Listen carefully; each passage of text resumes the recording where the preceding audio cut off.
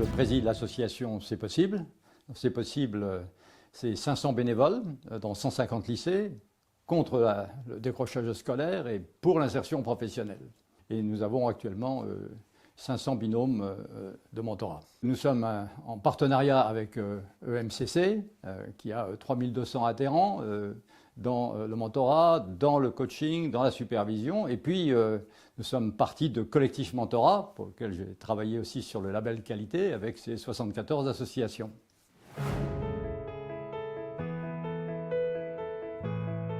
Deux raisons. La première, c'est que la situation du taux de décrochage dans les lycées professionnels, c'est-à-dire 10%, c'est-à-dire 60 000 jeunes, n'est pas acceptable. Elle n'est pas acceptable sur le plan économique, parce qu'on a des métiers en tension partout en France, et puis tout simplement sur le plan social également, et même sur le plan éthique. Et puis la deuxième raison, elle est plus au niveau de l'ensemble du pays. Actuellement, la France vit une situation d'incertitude, de risques économiques, et dans ces moments-là, je vous assure, l'entraide, la solidarité sont absolument essentielles, et le mentorat, c'est un très bon exemple.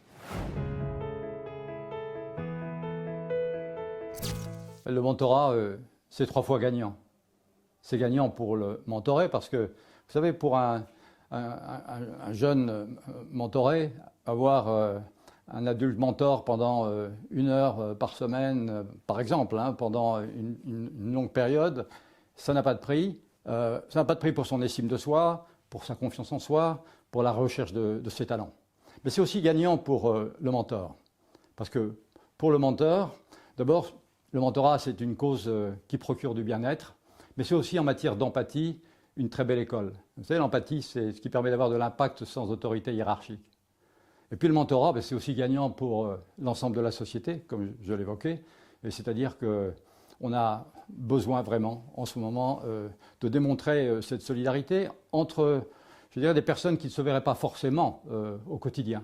Et c'est ça, le mieux vivre ensemble également.